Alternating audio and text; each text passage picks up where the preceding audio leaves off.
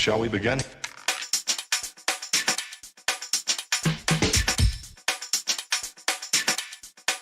Let's begin now.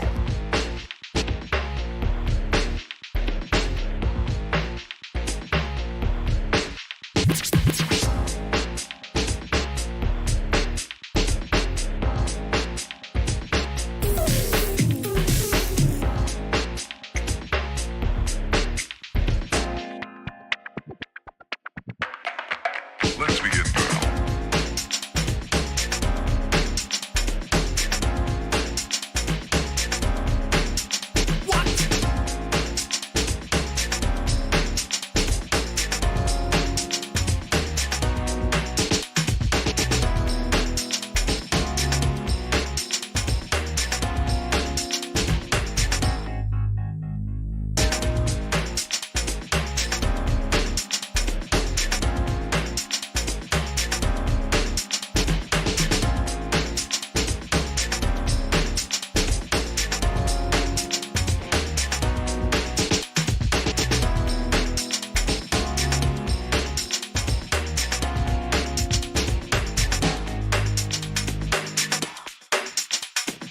This is not a drill.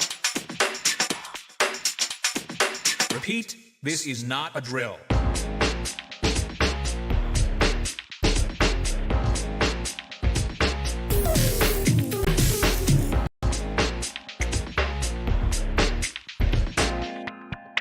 Is that all you got?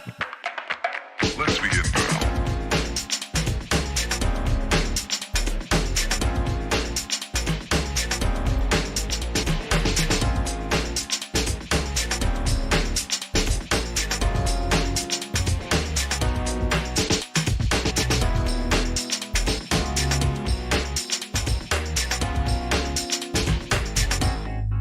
What up?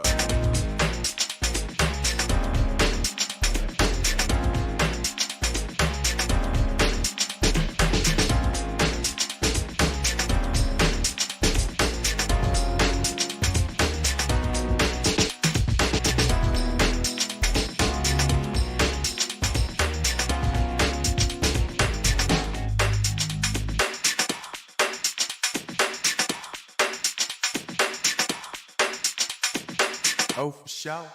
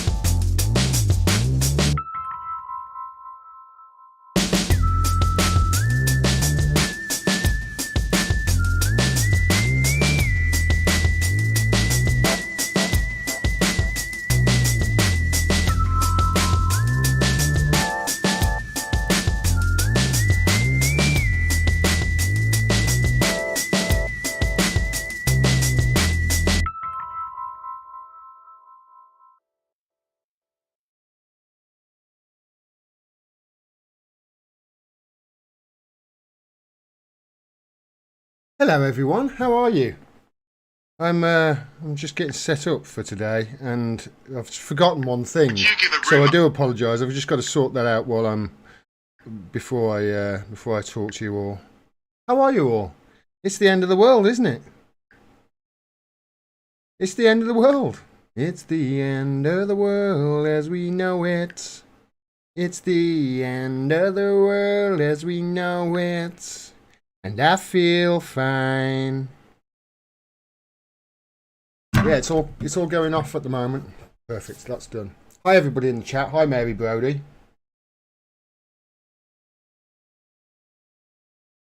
The fall of the petrodollar will not be fun for anyone, she says. We'll talk about that tonight. Hi Billy Bob Dog, how are you? It will be fun for everyone, says Jordan Allen. Currently under US, UK, etc. sanctions, karma feels good when evil finally gets it, no matter who you are. Obviously talking about the fall of the petrodollar. I'm going to talk about that a little bit tonight. But yeah, if you're watching me and you've come over here and you found me from TikTok, and you're a subscriber from TikTok, you've subscribed and you're watching me live because you signed up to the mailing list, and you're wondering why I haven't dropped anything on TikTok for the last few days. Well, that's because TikTok have given me another ban. This time a 7-day ban. Last time it was a 3-day ban. This time it's a 7-day ban. But literally the first video I posted after I came back from the ban, I think. And I'm not complaining about this, by the way. Don't think that I'm whinging and whining about being, banned on TikTok. The problem is, we don't know as content creators where the lines are, do we? Because clearly there's a problem here.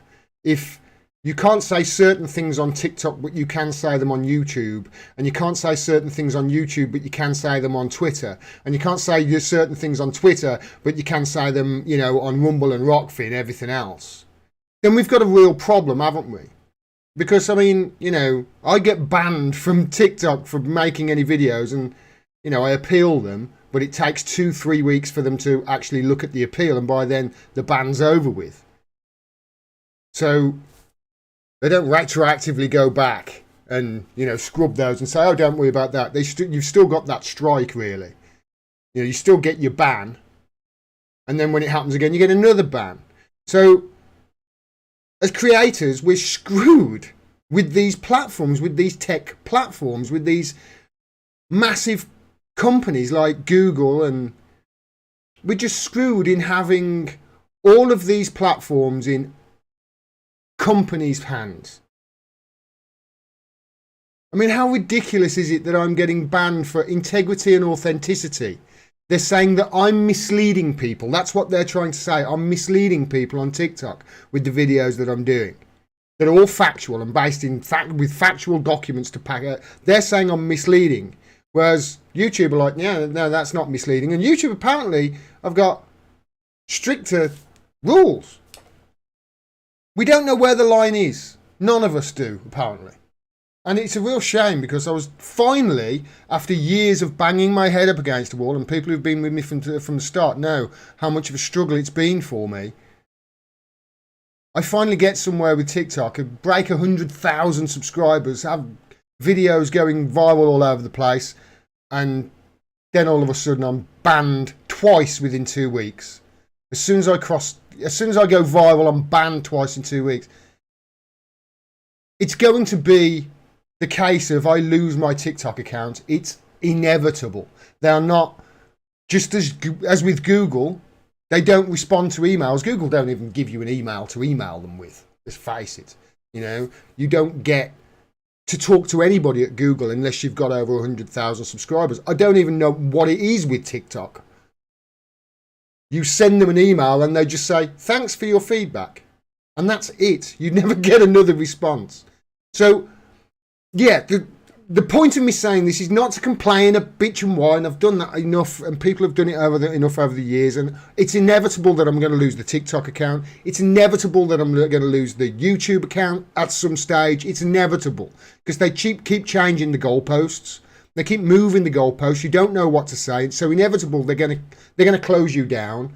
And let's face it, with the way the world is at the moment, What's most likely going to happen is China do something. Maybe they'll start buying oil from Russia on the yuan, and before you know it, TikTok's banned in the UK as well. So, yeah, if you're wondering where my TikTok videos have been in the last week, I can't do any. I can't do any. The one video TikTok banned me for was the one where I showed their own officials, China's officials, their tweets, saying Chinese propaganda is basically just the truth. They took that down and said I was misleading. I was misleading people. So you can't say anything about China on TikTok because they'll ban you on there. What's the poison going on there then? You can't say anything about China, can't say anything about COVID. It's like, what can you talk about? Telling the truth, actually speaking now, has become a goddamn criminal offence, almost. Anyway, it's a hell of a way to start the stream off. I know it is a bit of a whinge and a bit of a whine, and I'm very sorry about that. Like I say, I'm not whining about being banned. It's inevitable that I'm gonna lose the accounts. I know I am. It's inevitable. But then this is the problem that we've got with these platforms being restricted by companies. You know, you won't get TikTok taking ABC videos down, will you? You won't get them taking CNN videos. They've got a blue tick. They're fine. It's the same with YouTube. They'll take all of RT's stuff down. All of it. Every single RT video gone. All of the comments underneath, all the links gone. The lot. But they will leave stuff up that Rachel Maddow and Cenk Uygur have been talking about the Manafort stuff with The Guardian. It's total rubbish. Total absolute crap. But RT are the ones that have lost their channel. The biggest purveyors of bullshit since I've been doing this are CNN and MSNBC. It's non-stop for the last 5 years. They've faced no sanction whatsoever. Meanwhile, people like me are being fucking silenced. And you. How the hell are we meant to come to any conclusion about anything to do with our own lives if they won't let us speak to each other? But of course, it's by design, because if we spoke to each other and people actually heard what I've got to say, people would be outraged about the stories that I cover, and it would probably mean change in this country. And that's why, of course, I'm being fucking silenced, and people like me are. And people, you know, anybody who does do anything like this, they get cast out to RT and called a Russian propagandist. Why? Because they tell too many truths about their own country.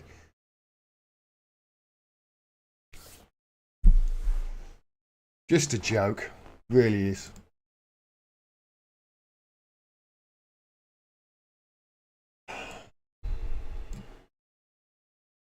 Let's get to the first video.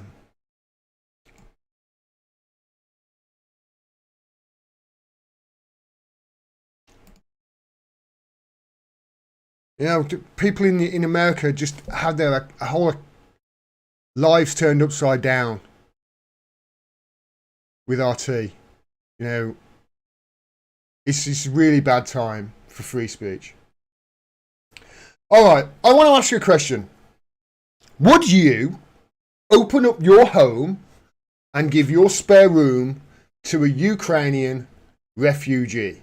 Because this is, you know, you're getting paid in the UK now. The government are going to pay you. I think they're saying £350 or something like that. Is that a month? If you will have a Ukrainian refugee stay in your home. So would you open up your home for a Ukrainian refugee who needs a room? What do you think? Would you? Well, somebody on TikTok has answered this question and it went viral. And I'm really annoyed because I can't do a video, and you know that my video that I was going to do is almost exactly word for word what this guy says. Take it away, my friend. This is glorious.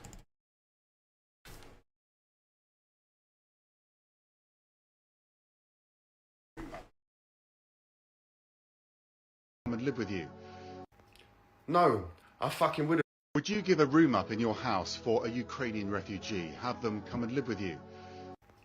No, I fucking wouldn't, mate. Because I'm just a normal person living in London, and rooms are about £850 a month. So while I've got absolutely nothing against refugees being housed, I think maybe the fucking governments that are starting the fucking wars should be the ones sorting out the housing for all the refugees left when the shit hits the fucking fan. No? And what about the Queen in her big gold fucking palace with bare empty rooms in it? There's only about 6 people in the royal family left, fucking German, Austrian fuckers, in the fucking big gold palace in the middle of London with bare empty rooms. Fill it full of refugees from around the world. What about all the conflicts we've started? What about the refugees from there? Fucking hell, give me a break, man. What about the fucking people starving in Yemen? Get your priorities right, you smug git. A normal person speaks. See, this is why they're stopping, the powers that be are stopping people like you hearing voices like mine, and that gentleman there is not his. He's a Would you give a CNN room up in your propagandist. Refugees He's being Max. housed. They're trying to stop voices like this being heard, because this is what a normal person's reaction is. You know, why are you asking me to house a fucking refugee? Seriously. And why is it only Ukrainian refugees you're asking for us to house? Why is it only the white refugees? What about the wars that we're starting around the world? What about those refugees? You haven't asked us about those refugees. Syrian refugees are in, well, they might as well be internment camps right now. Why is it the Ukrainian refugees get special treatment? And why is it we, the British public, who you're asking to sort this out? What about all of these rooms, like he says, at Buckingham Palace that are empty, just sitting there doing nothing, that the people of this country paid for? Why aren't they being opened up for Ukrainian refugees? Why is it the people who are going to have to pay for it and help you out and bail you out again? And I'm really glad, and one of the reasons that I love that video so much is at the end there, this gentleman spoke about Yemen. They never talk about Yemen, do they, on the media? They don't talk about it, not in the Western media. This is Al Jazeera. 161,000 people in Yemen will face famine this year, a 5 times rise from last year. The United Nations calls it a countdown to a catastrophe. 17 million already suffer malnutrition. Yemen's only a country of about 22 million. 17 million already suffer malnutrition. That's basically starvation. Another 161,000 are going to face starvation to death. The United Nations says Russia's invasion of Ukraine will exacerbate this. Will disrupt food supplies because 30% of Yemen's wheat comes from Ukraine. But nobody's being asked, are they, to house a Yemeni refugee? Just the Ukrainian ones, right? And this, remember, is a war that we in the UK are facilitating. Not supporting, facilitating.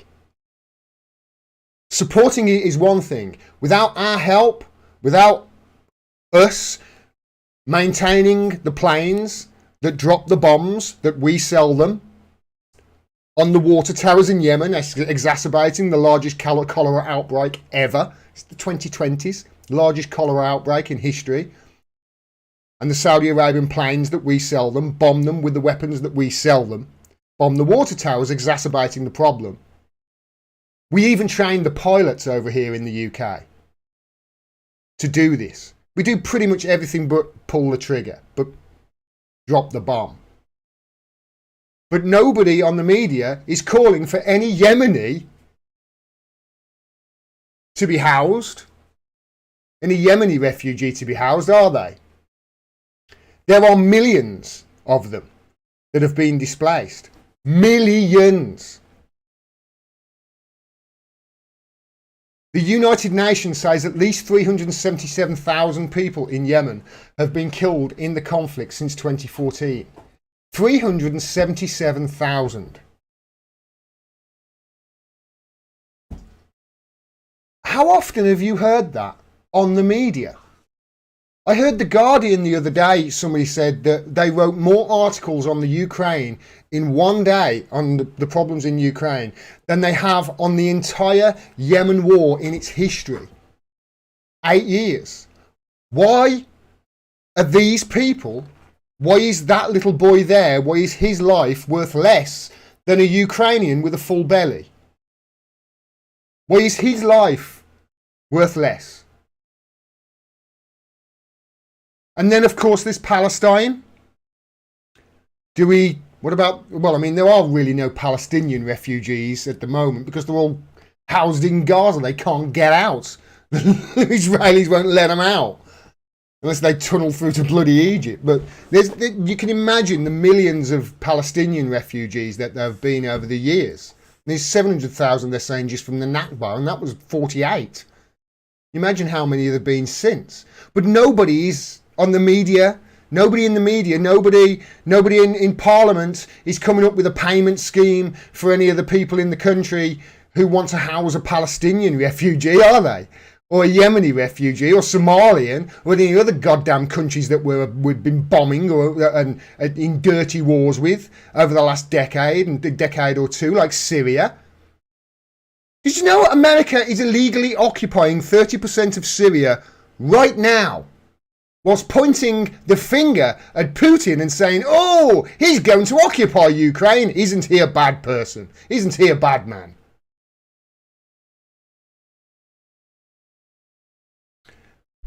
But there's no push here, is there? There's no push for this little child to be housed.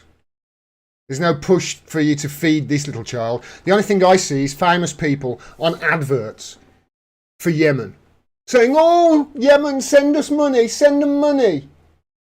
Why are you on adverts asking the public to send Yemen money? Why aren't you on your Twitter feed or on your phone calling your politician, telling them to stop the war in Yemen? Why are you bothering the British public to send money there?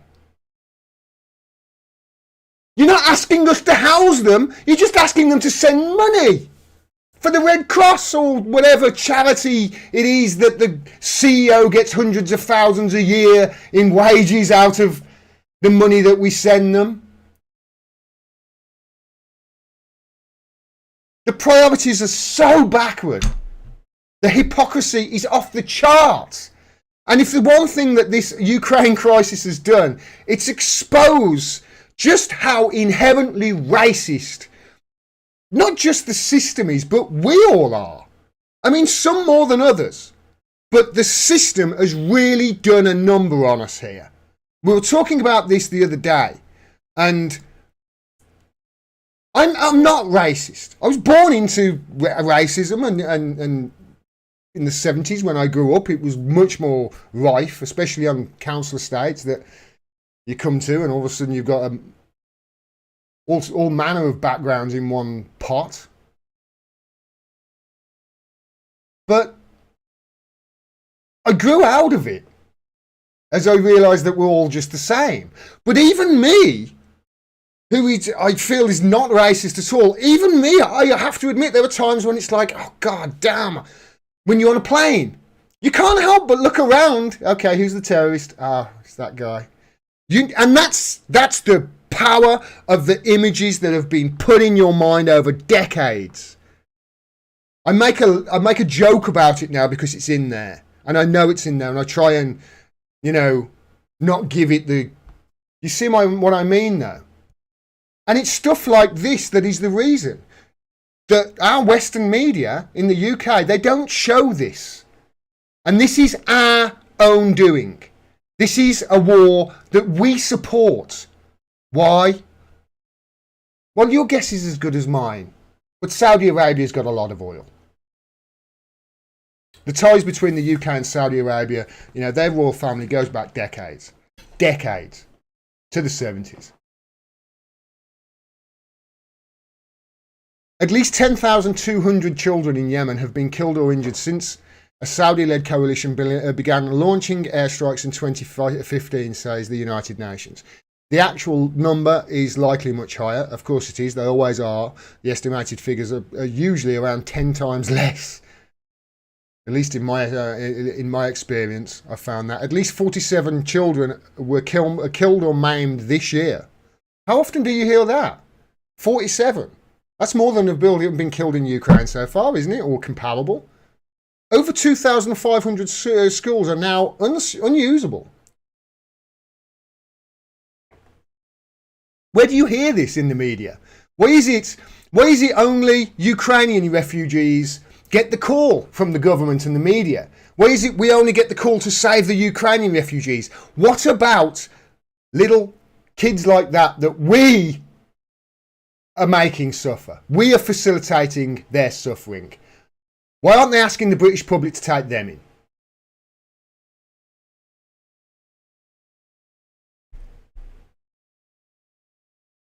The Yemen war deaths will reach 377,000 by the end of the year. United Nations.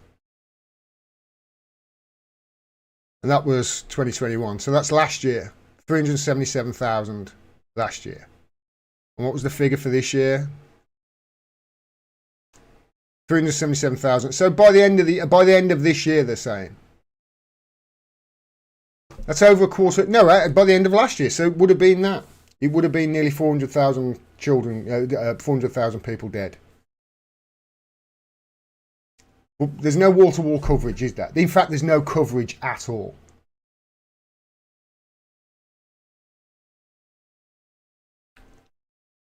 Don't forget about Yemen, says Sarah Abdallah. More than 10,200 children have been killed or injured since the US-UK-backed genocidal war on Yemen started in 2015, with the actual number thought to be much higher. Why no wall-to-wall media coverage? Money. That's why. Money. We're tied to Saudi Arabia, we're the ally, because, you know, we're America's little bitch, and we like oil. And it's always been about oil. You go back to the Iran conflict in '53 and our overthrow of Mossadegh. That was about oil. With a British Iranian oil company, Anglo-Iranian oil company rather, BP.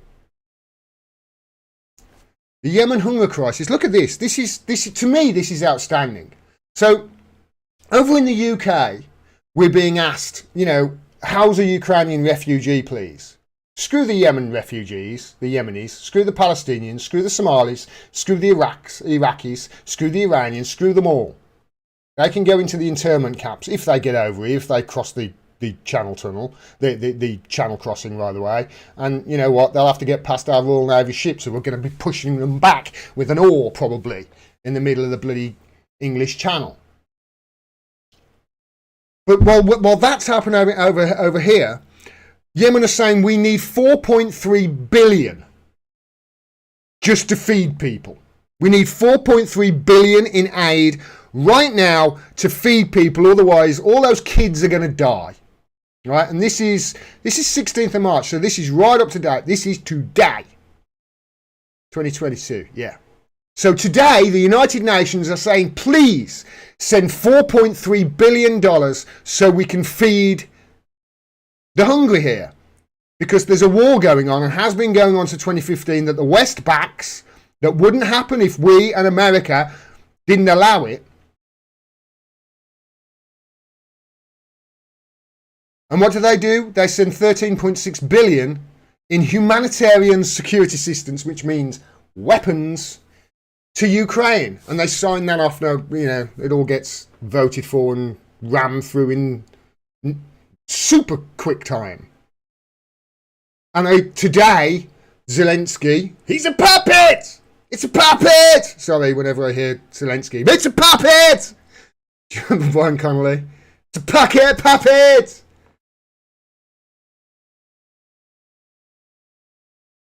Zelensky addresses the Senate, the House over in the US, and before you know it, Biden said, yeah, you can have another 800 million in weapons, and that's on top of the 13.6 billion that they've just sent them. Meanwhile, Yemen need 4.3 billion to feed the hungry people that are there because we have been facilitating a war. Screw them. Let's send missiles to Ukraine. Ken Maguire, he's not everybody's cup of tea, I know, but he did come up with, he's talking about Yemen at least. So that's good. Saudi Arabia's accused of war crimes in Yemen, killing children, bombing hospitals, destroying housing, dropping cluster bombs, hitting markets. Everything Putin's doing in Ukraine, but with British weapons. Boris Johnson sucking up to Saudi tyrants is grotesque hypocrisy. Of course it is. Everything that we are in the media right now, you just switch it on, it's 24/7. I switch it on in the morning and have 10 minutes of screaming at the TV as I flick through all the news channels and just see wall-to-wall Ukraine coverage. With all the people in the media calling for increased activity, what can we do? What can NATO do to stop this? Isn't it bad? Look at all these things that Putin is doing. He's bombing hospitals, he's destroying housing, schools are getting leveled, he's killing children, he's dropping cluster bombs, he's hitting markets. All of those things we have been guilty of in the last 20 years and then some in multiple countries, not just one. And not directly on our border either, I might add. Thousands of miles away in places that do not concern us whatsoever. We're guilty of everything that they're telling you and the audience right now that Putin is guilty of, and not a single one of them is telling you. Why is that?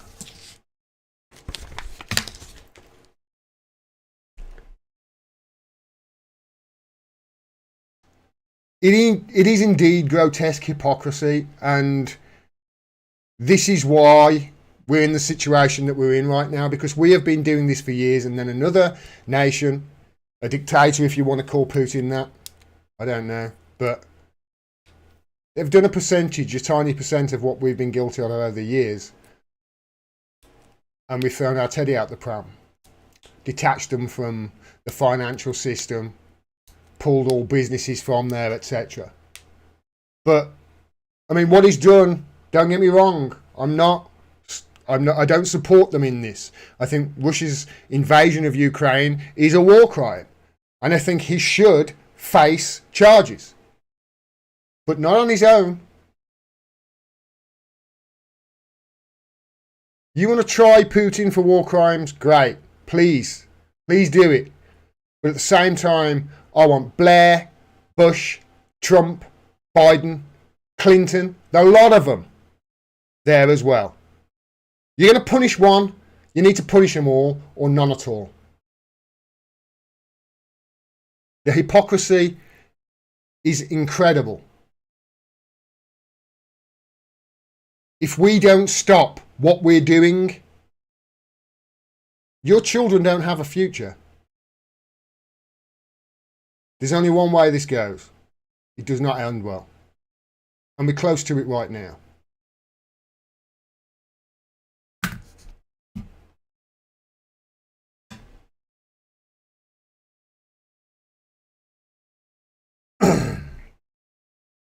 Sir Bikes a Lot Day says Ryan Grimm did a radar on TikTok political content makers being censored.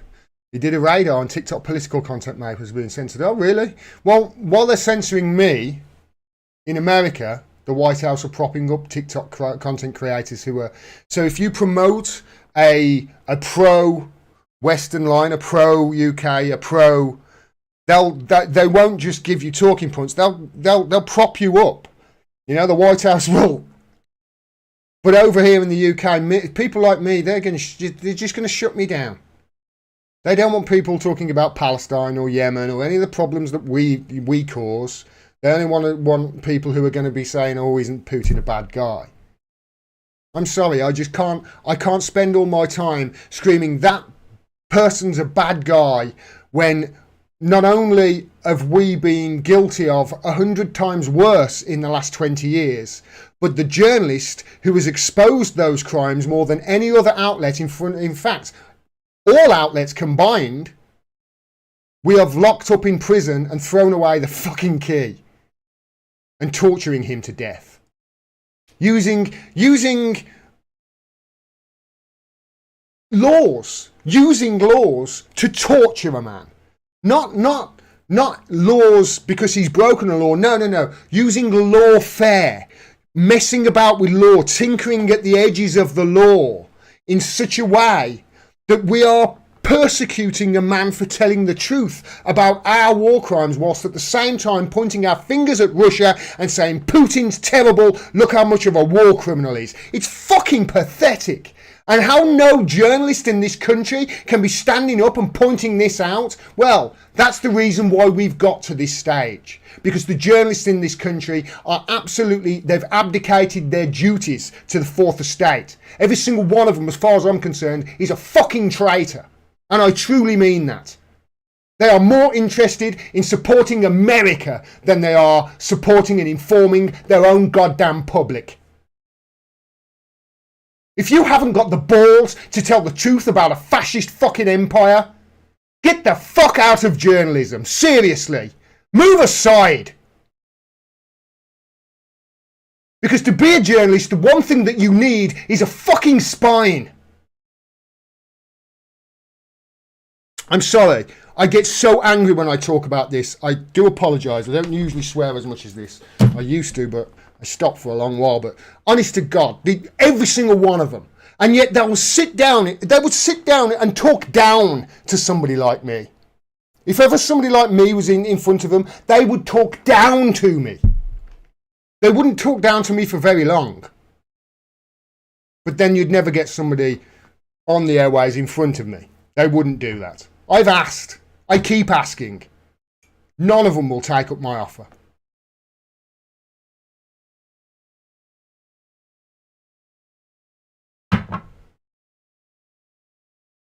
Fucking Guardian journalists, honest to God. Traitors they are. They know at The Guardian that if they tell the truth about Assange, they lose their job. That's it. And that's why they stop there. That's why they stay there. They're like, fine, I won't tell the truth about Assange, don't you worry. I'll put on my eco-warrior's hat and I'll pretend to be an eco-warrior. I'll get arrested at Extinction and Rebellion, maybe. I don't know. Who knows? I was there the whole fucking week, mate. You know what I mean? You go down there for a few hours, get arrested, have a photo shoot. I was there the whole fucking week.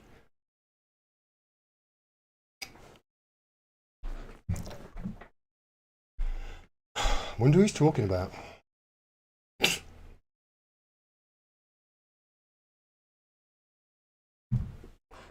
All right. Go and lie down.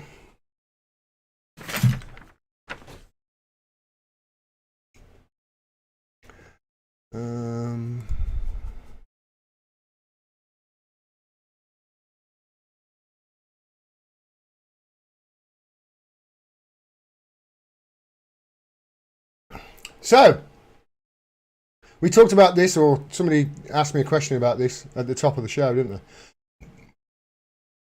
This is massive. It's kind of big, this is. I've been saying for a while that the petrodollar is on the way out. Okay, what's the petrodollar? Let me first explain to you what the petrodollar is, in case you don't understand. Because I'm going to try and make it as simple as possible to understand. So, if you oil, the payment of oil, the oil industry is by far the biggest industry on the planet. It's massive. And I mean, just the way it's subsidized by government around the world, it runs into the trillions every year. You know, there's a reason why a litre of oil is cheaper than a litre of milk or a litre of water. You know, or at least it used to be.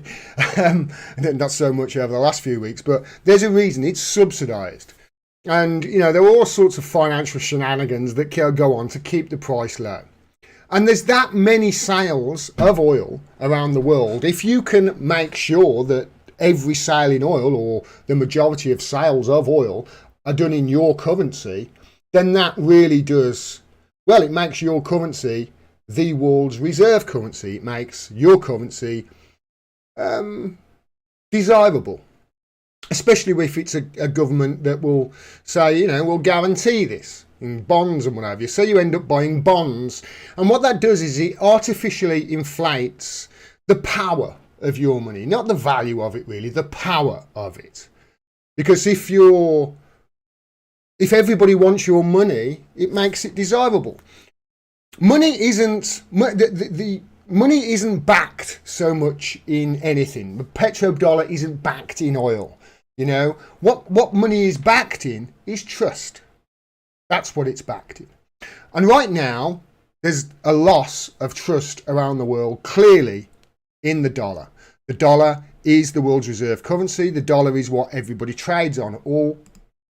Well, I say everybody. Most countries and most large oil-producing countries around the world trade on. Russia is one of them. In fact, between Russia, the United States, and Saudi Arabia, 40% of all of the global oil production comes from those three countries. Now, Russia, they've stopped. They're not selling on the dollar anymore. So that's a huge blow to the United States. And now, this is my mate Ben Norton, he says another massive historic development and a blow to US unipolar hegemony. Saudi Arabia is considering selling its oil to China in the Chinese currency, the yuan renminbi. The petrodollar now has a serious competitor. Yeah, because if the yuan is now going to get sold, if the oil is now going to get sold on the yuan from Saudi Arabia, and Russia is going to sell its oil to China on the yuan or the ruble, then that's massive, isn't it?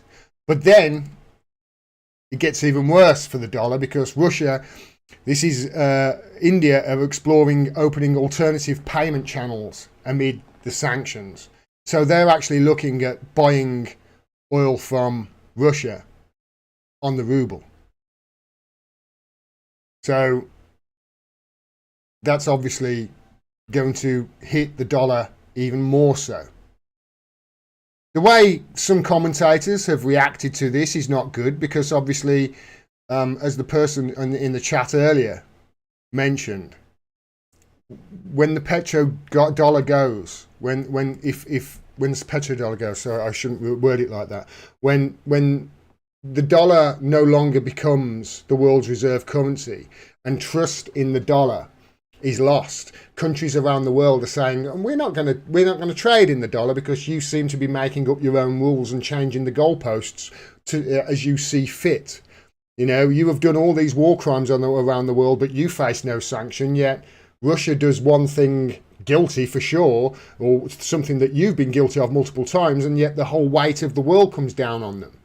You know, you're saying that you want us all in the world to abide by a rules-based international order, but you're not playing by those rules. You're just expecting everybody else to. I'm not going to use your dollar anymore. When that becomes an issue, the value of the dollar plummets, and you start seeing hyperinflation. You start seeing large gas prices, high gas prices. Petrol prices. It's not gas, it's petrol, America. You bloody lunatics. What do you call a liquid? Gas. Anyway, we're seeing the start of this now. And some of the commentators around the world are saying similar to this. If India buys Russian crude oil, India should expect to be sanctioned by the United States. So the United States are now talking about sanctioning their allies. Well, I mean, they've been doing this with Europe, etc. And believe me, she says, that won't work out so well for India's economy, says Trish Regan.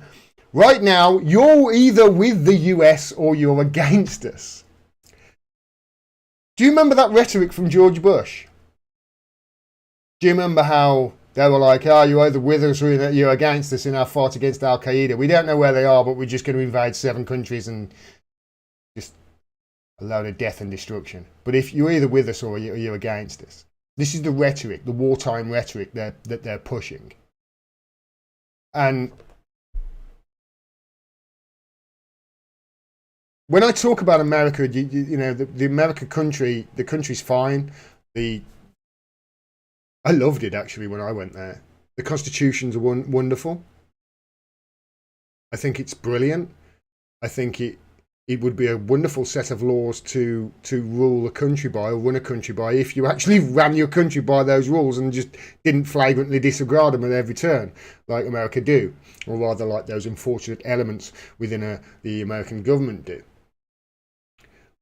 But it's getting, they're starting to understand their days are numbered at the top of the tree.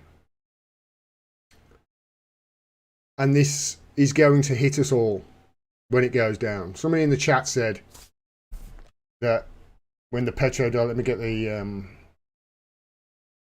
fall of the petrodollar will not be fun for anyone, says Mary Brodie. She's not wrong. We're not just going to see large gas prices, but as a result of all this sort of political restructuring around the world, you're going to see much higher prices in pretty much everything. Food is going to be unaffordable, and once you get to that stage, you really do need your governments to step in and help you. Unfortunately, we have a government right now that is hell-bent on going to war rather than fix any of these problems. At least that's what it seems to me. I don't know about you.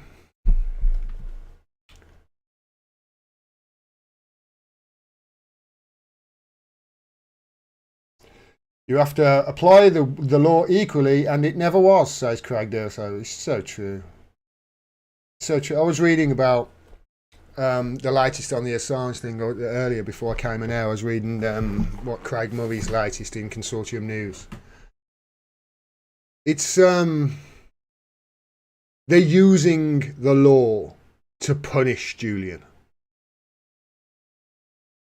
They're using this is lawfare. And it's a punishable offence. It's a serious offence. If you're a judge or if you're, a prosecutor or anything like that, and you're doing this, you can yourself go to prison. And they should do, because it's obvious here that what they're doing, they've punished Julian for telling their secrets.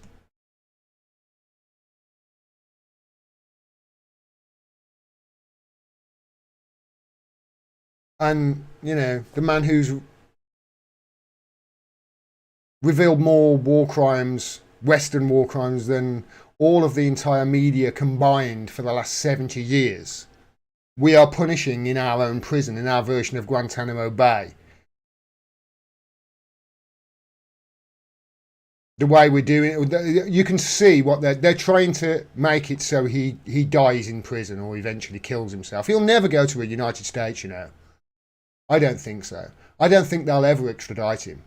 I think they'll keep him in prison until he finally kills himself. And if they do extradite him, if they do sign the extradition, he'll kill himself again. He'll kill himself before he goes there. It's a death sentence. You send him to America, he's dead. He's dead. I don't care what diplomatic assurances the United States give. Their diplomatic assurances are inherently unreliable. Those are not my words. That's the words of Amnesty International. It's going to go back now. Well, it'll go to Priti Patel, the Assange thing. Well, she'll sign it, and then it'll go back down to the Magistrates Court. And then we'll start the whole circus again. We'll have to go through a whole thing again. All right, okay, now we can bring out Ziggy. Now we can bring out the FBI, the CIA kidnap and kill plan. And now we can bring up this, that. And he's going to be in prison for at least another year, says Craig.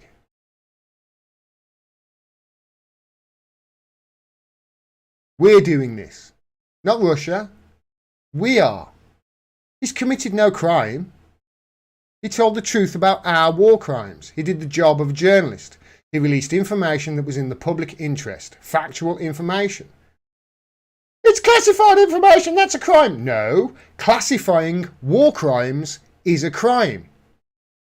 You can't classify war crimes. The mere fact that you're saying he's released classified information and that information shows war crimes that have been committed means that whoever classified that information is a criminal, not the person who released it in the public interest, not the publisher. And this publisher who has released more stories of global gravitas around the world, who has shone the light on more war crimes that the West has done around the world and other countries, is being punished and tortured in our prison in the UK, whilst our media are ignoring it totally and pointing the fingers at Russia and saying, look at how bad Putin is. How do these people who are doing this look at themselves in the mirror? Do they have no reflection? Of course they don't. They're all vampires. They are totally aware of how they look to other people. I love that expression. My mate Danny Shearson came up with that. Vampires. All right.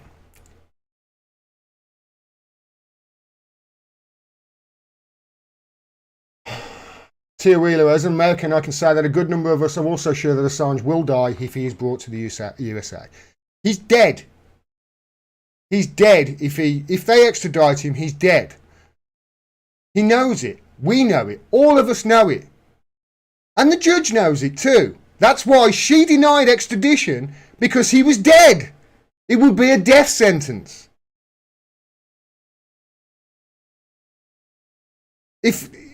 They'll torture him to death for a start. He would kill himself immediately. There's no way. I mean, I can't imagine what it's like in Belmarsh. Can you imagine what it'd be like with the United States and one of their? I mean, Christ, he would never see the light of day.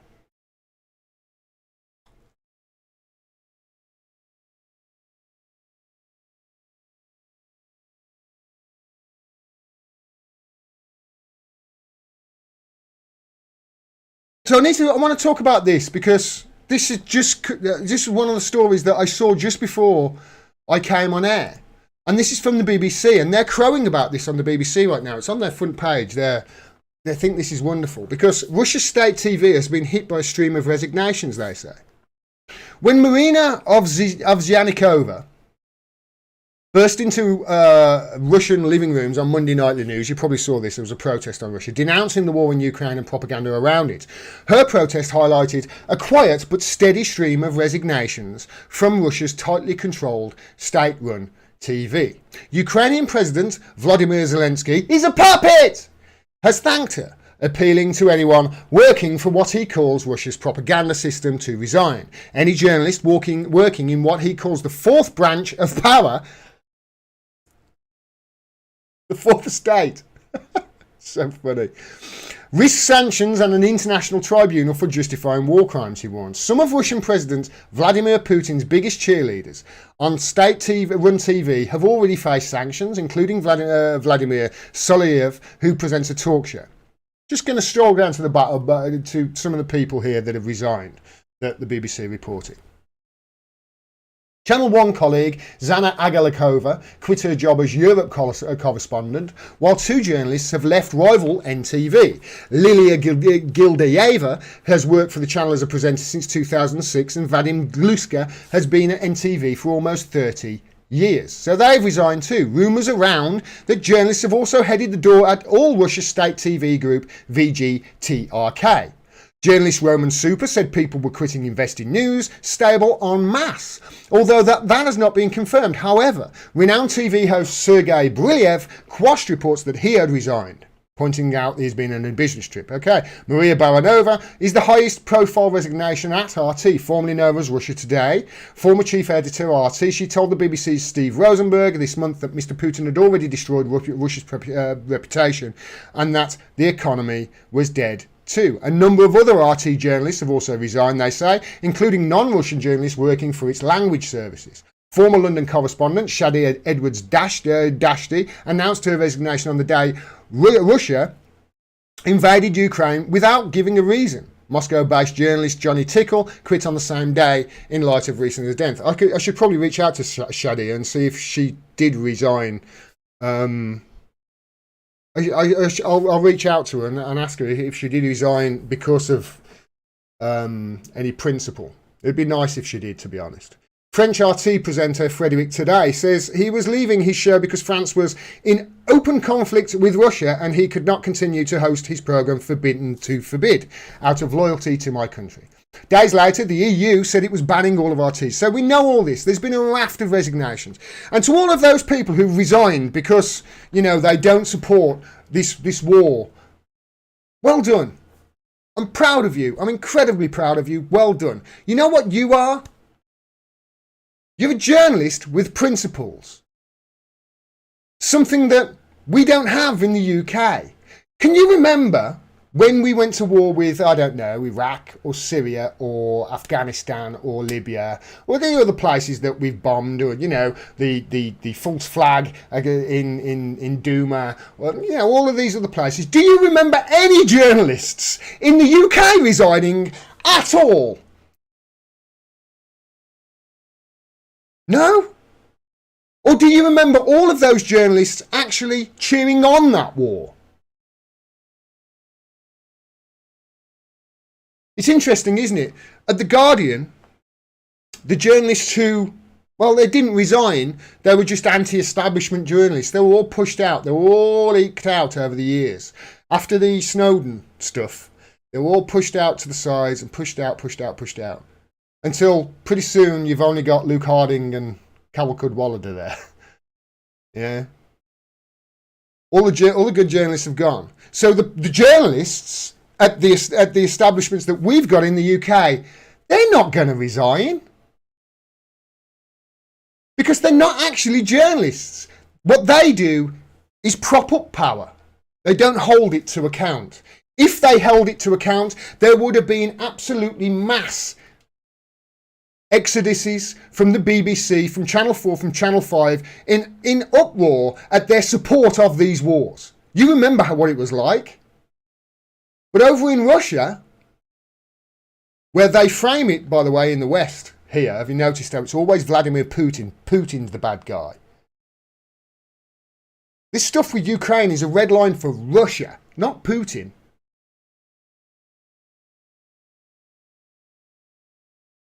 I love that. I love the fact that RT journalists are resigning. I hope that Shadia Edwards, I hope that she resigned in protest to this. It would be fantastic to see Russian journalists doing that, whilst our journalists in the West applaud them, but wouldn't do the same thing themselves because they've got no backbone, they've got no spine, they're on the gravy train, and they know that to keep on that gravy train, they can't be anti-war. Not anti-our wars, anyway. If you want an example of the sort of journalists that are allowed to ask questions over here and in America, the sort of journalists that are left there, I'm going to show you a 4-minute video that The Intercept have put out. Ryan Grimm was one of the people asking a decent question here. To be fair to Ryan Grimm, he's not my favourite person, but you know what? Credit where credit's due. Well done, Ryan, for asking this. But this is 4 minutes. You've got to listen to this because these reporters are absolute bloodthirsty idiots. I want you to understand something. I'm sure my audience will understand this if you're watching this. There's calls right now for a no-fly zone over Ukraine.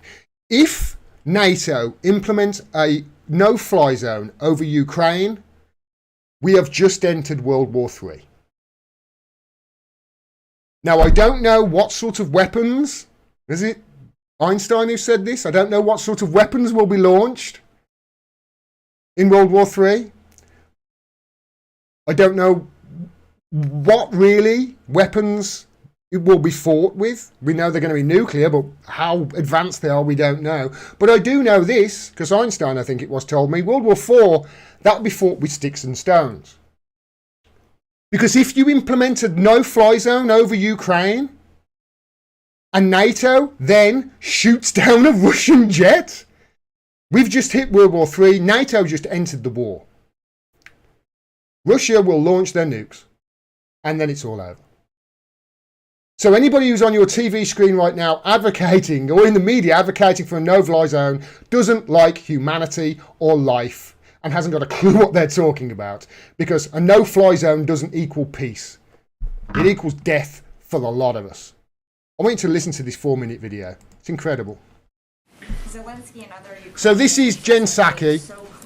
She's the White House press spokesperson rather. And she's taking questions on, obviously, Ukraine, because that's the only thing that they're talking about right now. Take a listen to this. Zelensky and other Ukrainian officials have made so clear that what they believe they need the most is more warplanes and fighter jets. Is that quite low? I think that's quite low, isn't it? Let me just turn it up a notch. Zelensky and other Ukrainian officials have made so clear that what they believe they need the most is more warplanes and fighter jets. So why is the U.S. assessing something different?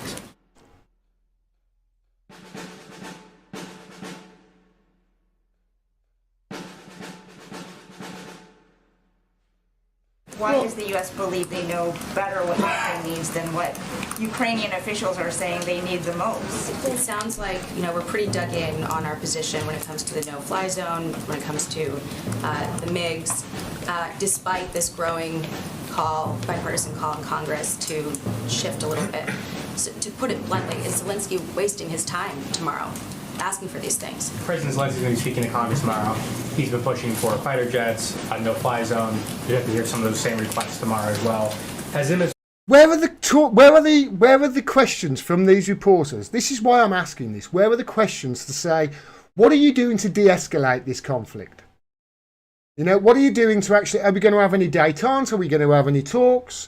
Are you going to ban any talk of Ukraine? You're going to sign a treaty to say Ukraine will not be part of NATO. We know that obviously Ukraine calling it a neutral state and giving it time and what have you. We can talk. Where's the détente? No, none of them. They all want it. Are we going to send them more missiles? Why aren't you giving them more planes? Is it going to be a no-fly zone? Listen to them. They're all cheering on the destruction of civilization, and they don't even realise what they're doing. Thinking shift on that at all. Though calling for a no-fly zone. They're a NATO member. They share a border with Russia. How do we view their... Why can't we have a no-fly zone? Why can't we have a no-fly zone? Well, sorority girl, the reason you can't have a no-fly zone is because that means NATO shooting down Russian planes. Do you know what that means? That means Russian planes are then going to start shooting at American planes and American targets. And do you know what that's going to mean? World War III. But you get to sit at the front bench at the White House press room and ask your dumbass questions, don't you? Chris Hedges can't get anywhere near that place.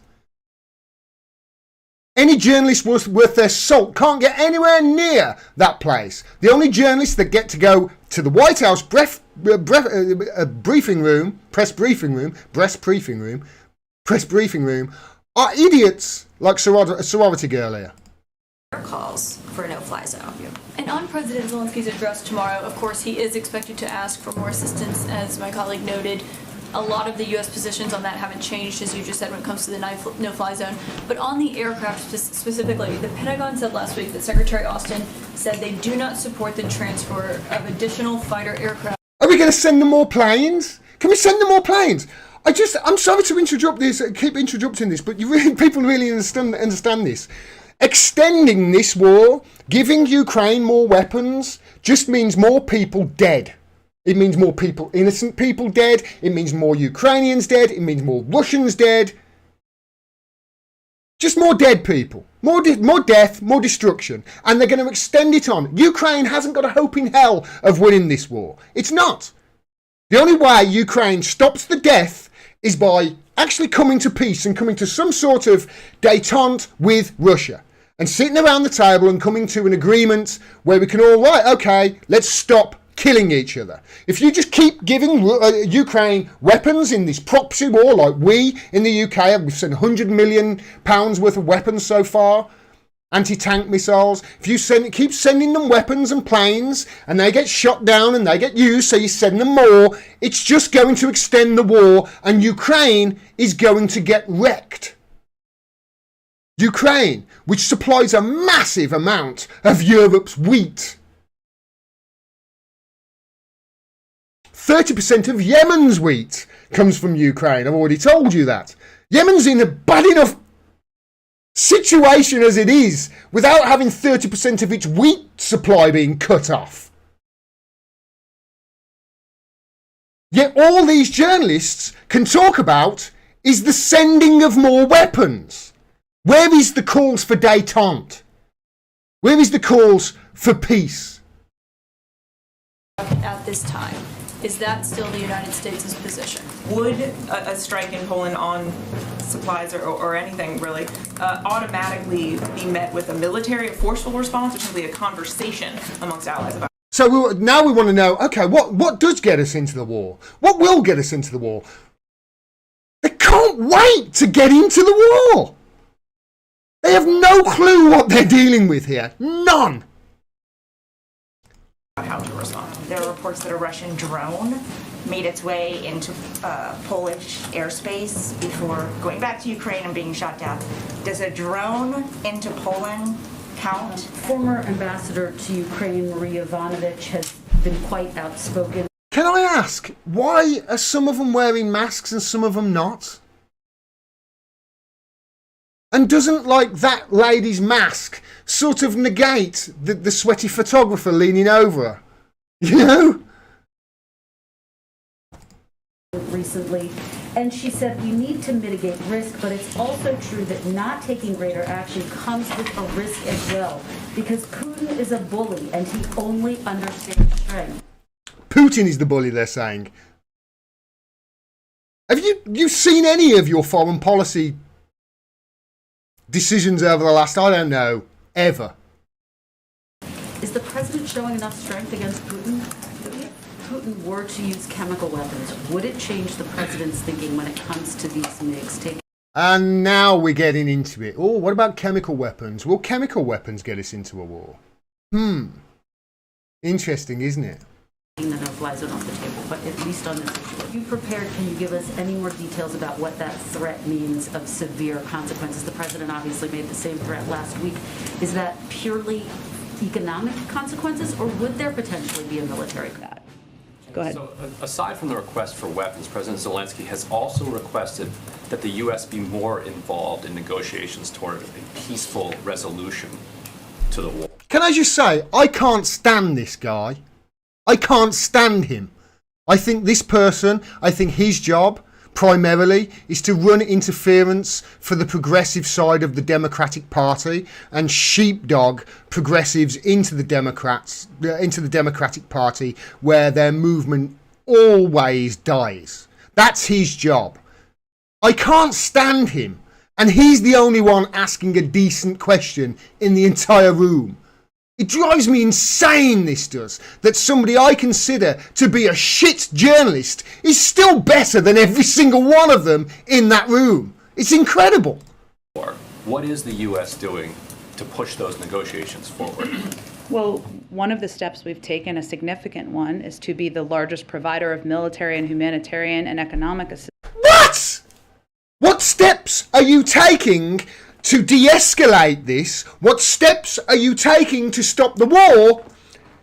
She says, well, the steps we've taken is to be the largest provider of military and humanitarian and economic assistance. Humanitarian, by the way, that means, what is it? Humanitarian, lethal aid. Lethal aid. Fucking lethal aid. So, what steps have you taken to de-escalate this? Well, you know, we've sent a load of weapons over. Assistance in the world to put them in a greater position of strength as they go into these negotiations. We also engage and talk to the Ukrainians on a daily basis, and the president and this national security team has rallied the world in being unified in their opposition to the actions of President Putin. So those are the steps we're taking. We also engage oftentimes before and after any conversations that any of these global leaders are having with both Russians and Ukrainians, and encourage encourage them to make sure they're engaging with Ukrainians directly. Would Zelensky No talk there of actually peace. None. be empowered by the United States to reach an agreement with Russia and have U.S. sanctions released as a result? Well, so that's a good question. How about, reaching some sort of agreement with Russia and the United States alleviating sanctions? Will that stop the war? Good question. Shit journalists, still better than every single one of them in that room. he's the leader of Ukraine, so he's empowered to have a negotiation with Russia, and we're here to support those efforts. That's a yes. Again, he's not the leader of Ukraine. He's a puppet. I'm not going to get ahead of a negotiation, but we are here to support those efforts. We discuss and have conversations with him, with his team on a daily basis. I would say Ryan Grimm's going to lose his press pass to the White House press briefing room for sure. That's the situation that we're in.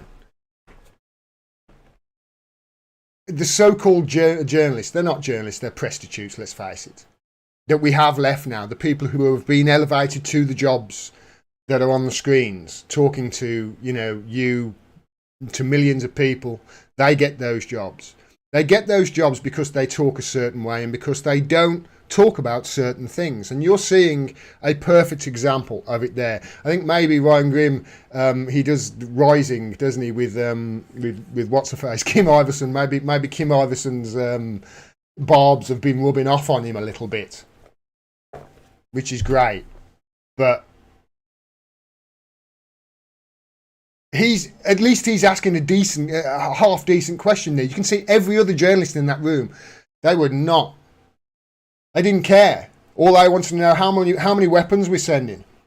What will draw us into the war? When are we going to bomb Putin? What if a drone comes over? What if a chemical weapons attack happened? What are you going to do then? You're going to bomb them then? No calls for détente whatsoever. No actually holding her feet to the fire there or whatever. Nobody there saying, hold on a minute. Do you want peace?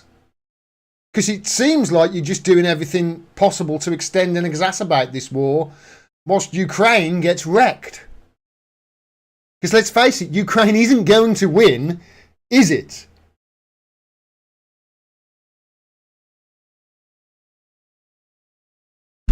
This is the state of the world we live in. And the reason, one of the reasons that we're in this state is because the so-called journalists, the members of the fourth estate that are supposed to hold power accountable, are derelict in their duties. There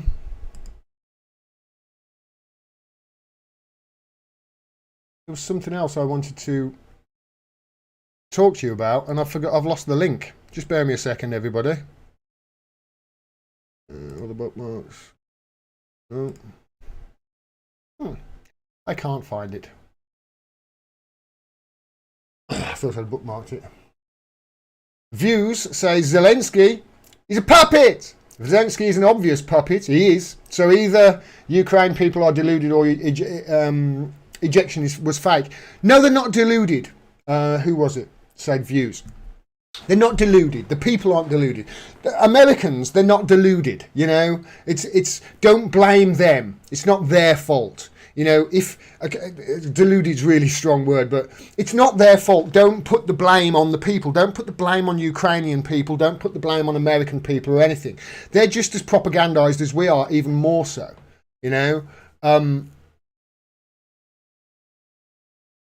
It's the information that's been fed into them. And remember, Victoria Nuland, I've said many times, the billions that was poured into Ukraine before the 2014 coup in the Maidan protests. That's billions that's been poured into media outlets. Media outlets like the one that Nancy Pelosi's son was on. Do you remember I showed you that video? Nancy Pelosi's son on Ukrainian TV in 2017 saying, I'm here to talk about soccer. No, you're not, pal. You're not. You're here to rape some money off the Ukrainian economy. That's what you're doing on behalf of mummy. It's that propaganda, it works. I explained it earlier how it works. So, the people are not deluded. The people are just misinformed. And it's a shame. It really is. So yeah, let's not make the mistake of saying anything that might blame the people. I know you didn't. I know you said either or, but yeah, it's not their fault.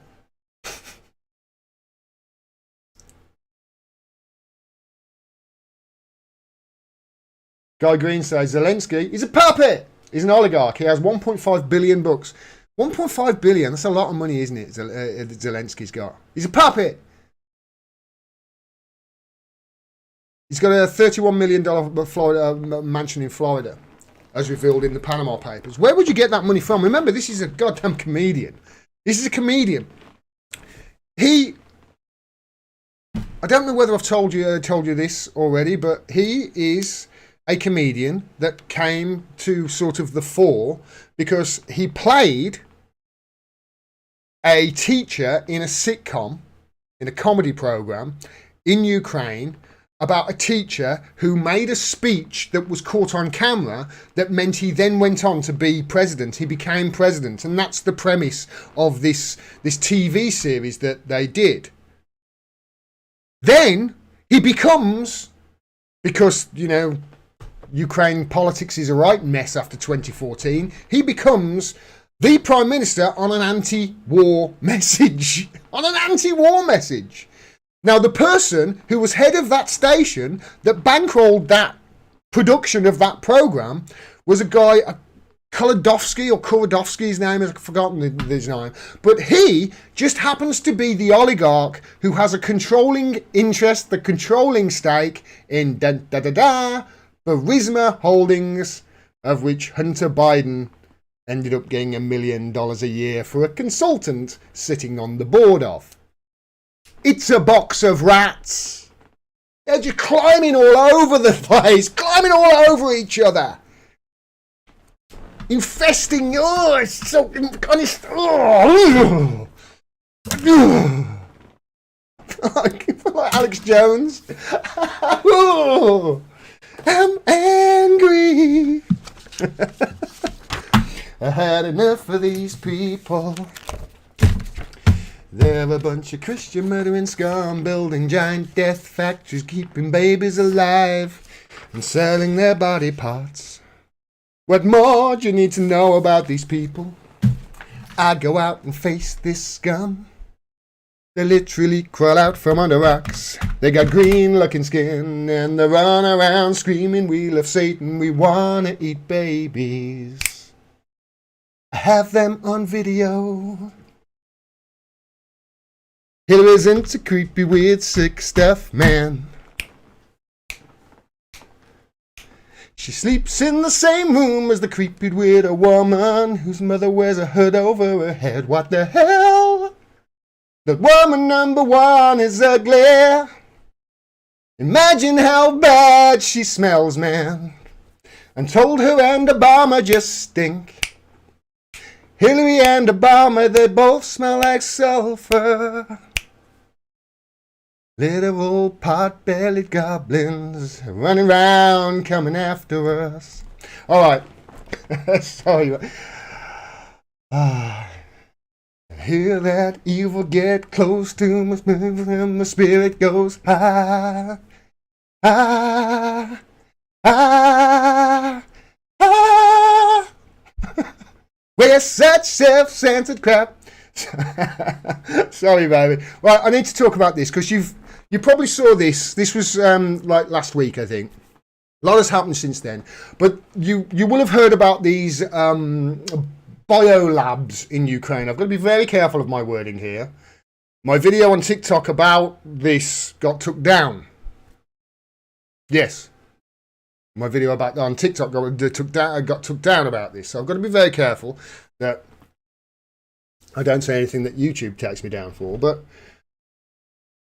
you may remember Marco Rubio asked Victoria Nuland, who's been in Ukraine for quite some time now, about these biolabs. And the reason they had to do this, of course, is because Russia had released some information that said, oh, yes, there's 20-odd labs that United States are funding in Ukraine. Okay.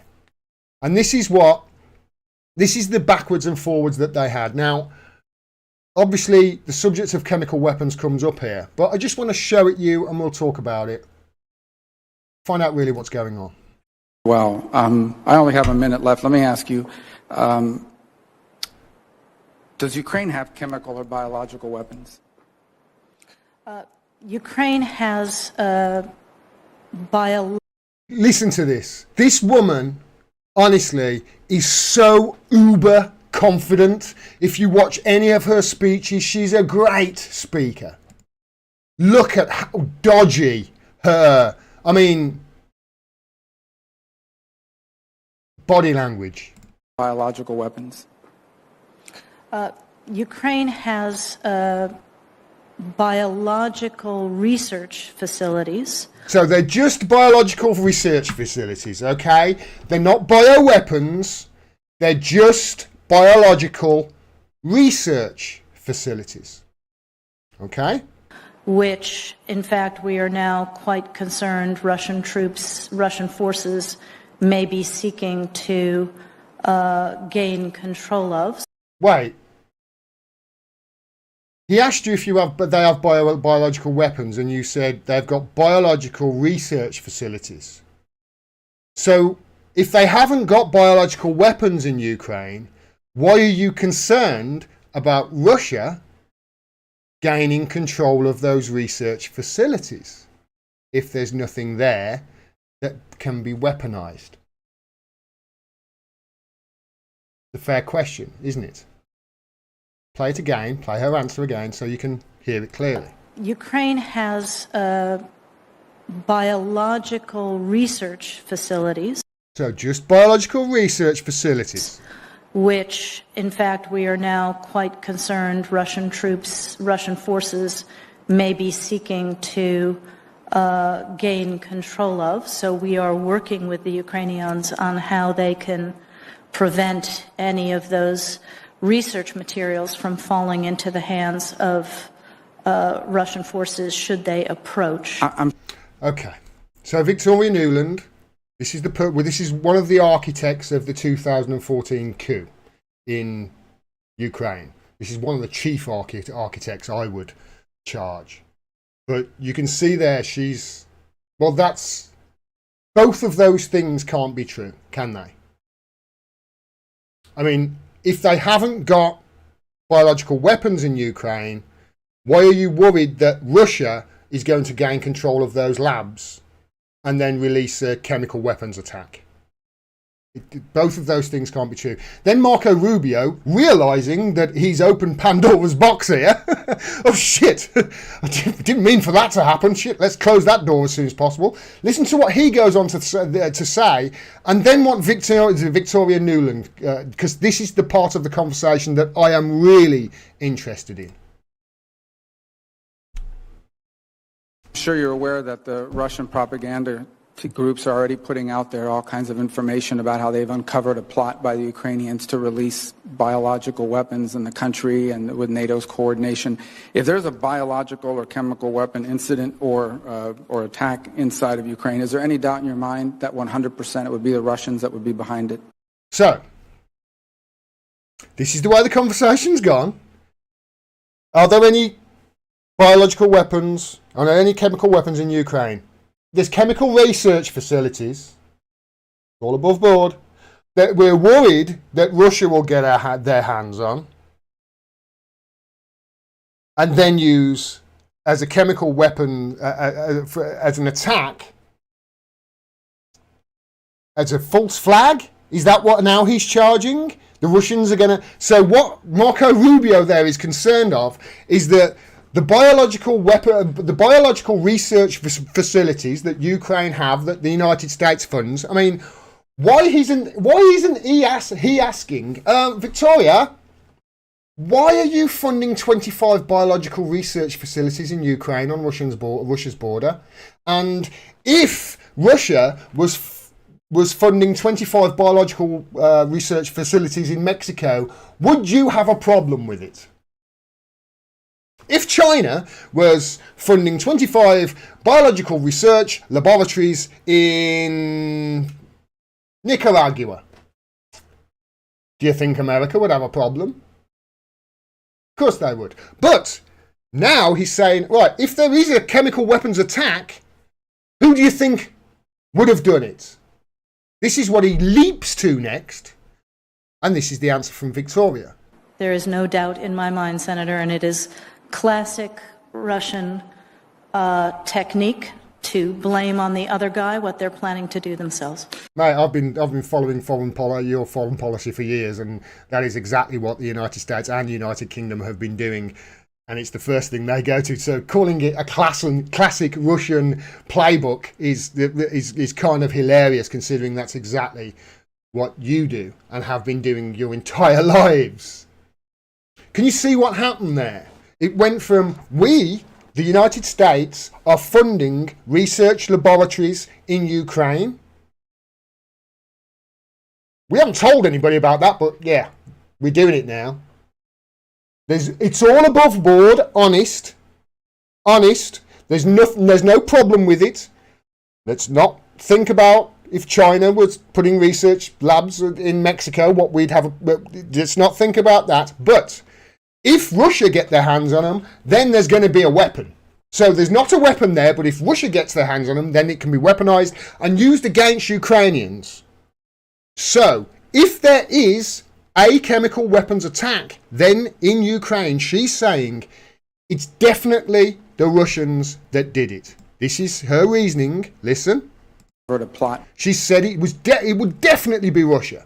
By the Ukrainians to release biological weapons in the country and with NATO's coordination. If there's a biological or chemical weapon incident or attack inside of Ukraine, is there any doubt in your mind that 100% it would be the Russians that would be behind it? Shit, he was leading a horse to water then, wasn't he? Eh?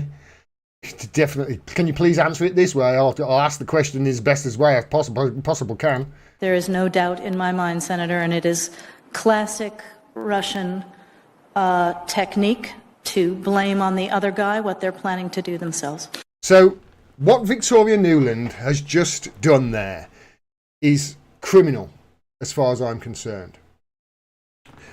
You can imagine on the ground in Ukraine, thanks to primarily the work of her, there are far right, I don't like using, okay, scratch that, not far right, because there are neo-Nazi battalions in Ukraine that have been propped up by people like Victoria Nuland and the United States. These are fringe elements within within Ukraine that have been, fueled for over decades to actually prop this up. So now you've got all sorts of crazy lunatics on the ground there who pretty much, if you watch, Ukraine on Fire, you will see how the battalion back then only had about 900 people, but there weren't that many members of the SS, but they were properly feared in Nazi Germany. You only really need the hierarchy in especially a military endeavour to really, have a small amount of people controlling what goes on in an entire area. So there's all these crazy groups down there on the ground, and probably groups from outside who have their interests as well, can all see, there's an absolute, well, it's a mess there right now, isn't it, in Ukraine? So who knows what's going to happen on the ground? And there's her basically saying if a chemical weapons happens, it's 100% going to be Russia. So now what Victoria Nuland and Mark Rubio there, with Mark Rubio's help, has done is given tacit approval to any of these groups on the ground in Ukraine who maybe have some sort of chemical weapons from anywhere to go ahead and do anything that they want, because they know that no matter what the evidence points to, the United States is going to blame Russia for it. And we also know if there is a chemical weapons attack in Ukraine, who are the people that are going to go in and investigate it? Oh yes, the Organisation for the Prohibition of Chemical Weapons, the OPCW, which we know is an organisation that cannot be trusted. If you've seen any videos that I've been doing on the Syria situation in the Duma the lies told in Duma, you know that this is the sort of thing that they do. This is the sort of thing that goes on. The only people that would benefit from a chemical weapons attack in eastern Ukraine right now are those neo-Nazis and those fringe elements who would be more than happy to do something to bring America in to the conflict directly to save their ass. Just the same way as in Duma, the only people a chemical weapons attack benefited were the so-called rebels. Who weren't rebels, they were terrorists that we were arming and funding and supporting and training. That's criminal, what she just did. She knows what she's doing.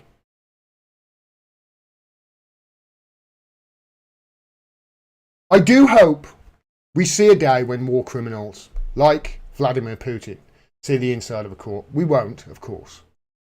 But any calls for them are moot as far as I'm concerned. If you're not also calling for the likes of her to be at The Hague as well. Facing, well, the music.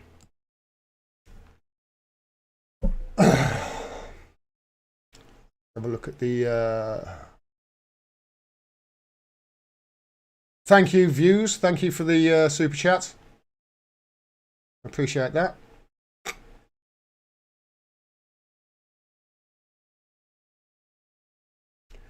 Thanks, Mary Scary. That's very kind of you. Never ask a woman her age. Very true. Never ask a man about his salary. Okay, and for fuck's sake, never ask NATO what happened to the Nazis after World War II. Oh, brilliant. Operation Paperclip. Well, I think that's me done. Yeah, I'm done. I've got to go because I'm on Comrade Misty's show at 9 and I've got to cook a biryani, so I've only got an hour and a half. I don't know how I'm going to fit that in. All right, take care, everybody. Thanks for all the support. Please subscribe to my mailing list. If you haven't already, just click the link below, get to my website, subscribe to my mailing list. If you can support me, I'd really appreciate it. I don't ask for a lot. I mean, £1 a month goes to the website. If 10% of my subscribers gave me £1 a month, I'd be happy. I'd be getting an average wage in this country, you know. But I'm not anywhere near that until that happens. Yeah, as always, support independent media as much as you can, and keep calling out the lying media for being the lying assholes they are. And as always, free Julian Assange. All right, that's it, everybody. Take care. I shall see you again, well, in a day or two.